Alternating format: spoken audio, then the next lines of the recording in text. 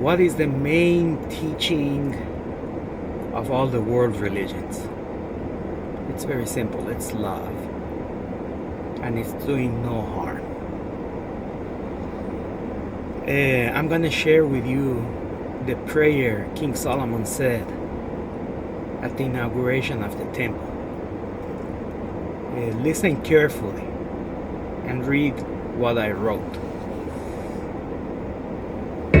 Then King Solomon summoned into his presence at Jerusalem the elders of Israel, all the heads of the tribes and the chiefs of the Israelite families, to bring up the ark of the Lord's covenant from Zion, the city of David. All the Israelites came together to King Solomon at the time of the festival in the month of Ethanim, the 7th month. When all the elders of Israel had arrived, the priests took up the ark, and they brought up the ark of the Lord and the tent of meeting and all the sacred furnishings in it. The priests and Levites carried them up, and King Solomon and the entire assembly of Israel that had gathered about him were before the ark, sacrificing so many sheep and cattle that they could not be recorded or counted.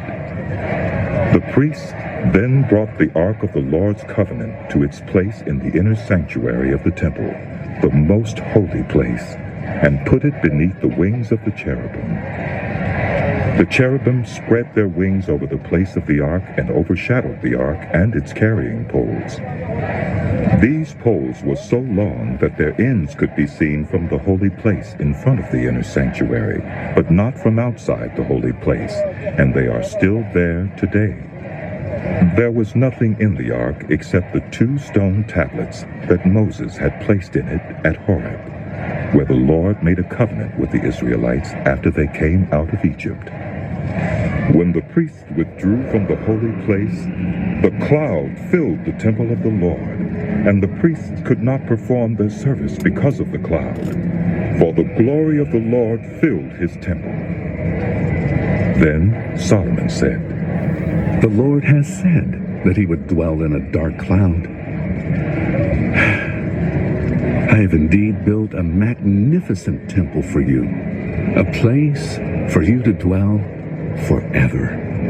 While the whole assembly of Israel was standing there, the king turned around and blessed them. Then he said, "Praise be to the Lord, the God of Israel, who with his own hand has fulfilled what he promised with his own mouth to my father David. For he said, 'Since the day I brought my people Israel out of Egypt, I have not chosen a city in any tribe of Israel to have a temple built, that my name might be there. But I have chosen David to rule my people Israel.' My father David had it in his heart to build a temple for the name of the Lord, the God of Israel. But the Lord said to my father David, 'You did well to have it in your heart to build a temple for my name. Nevertheless, you are not the one to build the temple, but your son, who is your own flesh and blood. He is the one who will build the temple for my name.' The Lord has kept the promise he made. I have succeeded David my father, and now I sit on the throne of Israel, just as the Lord promised. And I have built the temple for the name of the Lord, the God of Israel. I have provided a place there for the ark, in which is the covenant of the Lord that he made with our ancestors when he brought them out of Egypt." Then Solomon stood before the altar of the Lord in front of the whole assembly of Israel, spread out his hands toward heaven, and said, "Lord, the God of Israel, there is no God like you in heaven above or on earth below. You who keep your covenant of love with your servants, who continue wholeheartedly in your way. You have kept your promise to your servant David my father. With your mouth you have promised, and with your hand you have fulfilled it, as it is today. Now, Lord, the God of Israel, keep for your servant David my father the promises you made to him when you said, 'You shall never fail to have a successor to sit before me on the throne of Israel.' If only your descendants are careful in all they do to walk before me faithfully, as you have done. And now, God of Israel, let your word that you promised your servant David, my father, come true. But will God really dwell on earth? The heavens, even the highest heaven, cannot contain you. How much less this temple I have built? Yet give attention to your servant's prayer and his plea for mercy, Lord my God. Hear the cry and the prayer that your servant is praying in your presence this day. May your eyes be open toward this temple night and day, this place of which you said, my name shall be there, so that you will hear the prayer your servant prays toward this place. Hear the supplication of your servant and of your people Israel when they pray toward this place. Hear from heaven, your dwelling place, and when you hear, forgive. When anyone wrongs their neighbor and is required to take an oath, and they come and swear the oath before your altar in this temple, then hear from heaven and act. Judge between your servants, condemning the guilty by bringing down on their heads what they have done, and vindicating the innocent by treating them in accordance with their innocence. When your people Israel have been defeated by an enemy because they have sinned against you, and when they turn back to you and give praise to your name, praying and making supplication to you in this temple, then hear from heaven and forgive the sin of your people Israel and bring them back to the land you gave to their ancestors. When the heavens are shut up and there is no rain because your people have sinned against you, and when they pray toward this place and give praise to your name and turn from their sin because you have afflicted them, then hear from heaven and forgive the sin of your servants, your people Israel. Teach them the right way to live and send rain on the land you gave your people for an inheritance.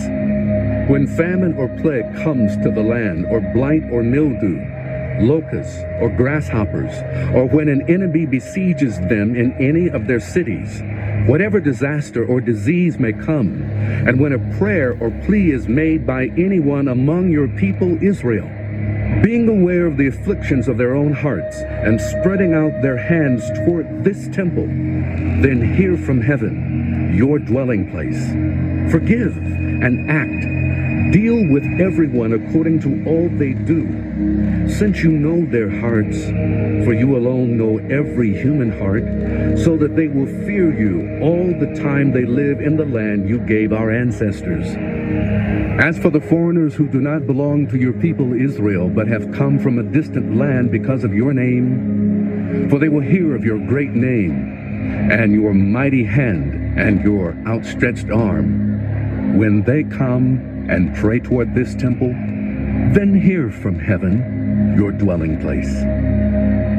Do whatever the foreigners ask of you, so that all the peoples of the earth may know your name and fear you, as do your own people Israel, and may know that this house I have built bears your name. When your people go to war against their enemies, wherever you send them, and when they pray to the Lord toward the city you have chosen and the temple I have built for your name, then hear from heaven their prayer and their plea, and uphold their cause.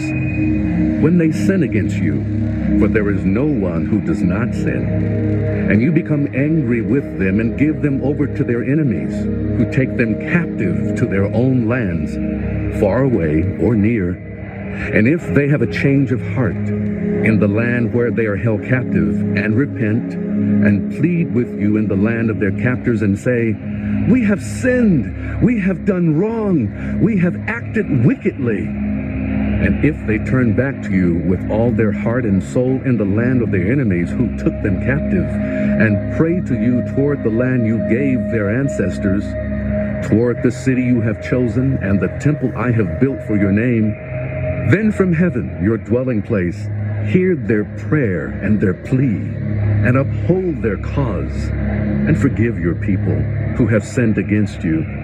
Forgive all the offenses they have committed against you, and cause their captors to show them mercy.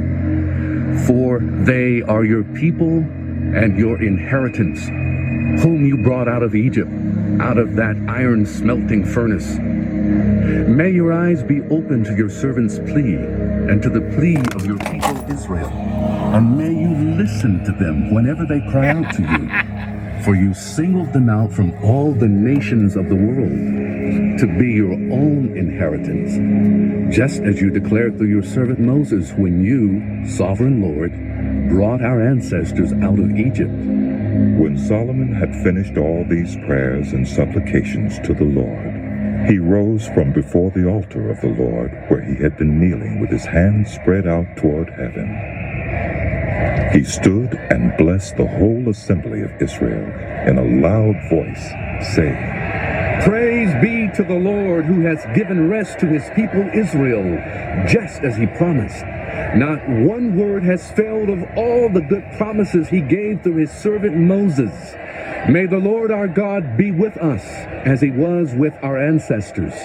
May he never leave us nor forsake us.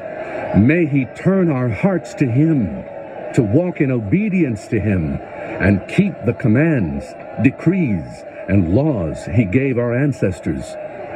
And may these words of mine, which I have prayed before the Lord, be near to the Lord our God day and night, that he may uphold the cause of his servant and the cause of his people Israel, according to each day's need, so that all the peoples of the earth may know that the Lord is God, and that there is no other. And may your hearts be fully committed to the Lord our God, to live by his decrees and obey his commands, as at this time. Then the king and all Israel with him offered sacrifices before the Lord. Solomon offered a sacrifice of fellowship offerings to the Lord, 22,000 cattle and 120,000 sheep and goats. So the king and all the Israelites dedicated the temple of the Lord. On that same day, the king consecrated the middle part of the courtyard in front of the temple of the Lord. And there he offered burnt offerings, grain offerings, and the fat of the fellowship offerings, because the bronze altar that stood before the Lord was too small to hold the burnt offerings, the grain offerings, and the fat of the fellowship offerings. So Solomon observed the festival at that time, and all Israel with him, a vast assembly, people from Lebo-Hamath to the Wadi of Egypt. They celebrated it before the Lord our God for 7 days and 7 days more, 14 days in all. On the following day, he sent the people away. They blessed the king and then went home, joyful and glad in heart for all the good things the Lord had done for his servant David and his people Israel. Beautiful. I'm sorry, my speaker fell. That's okay. Listen,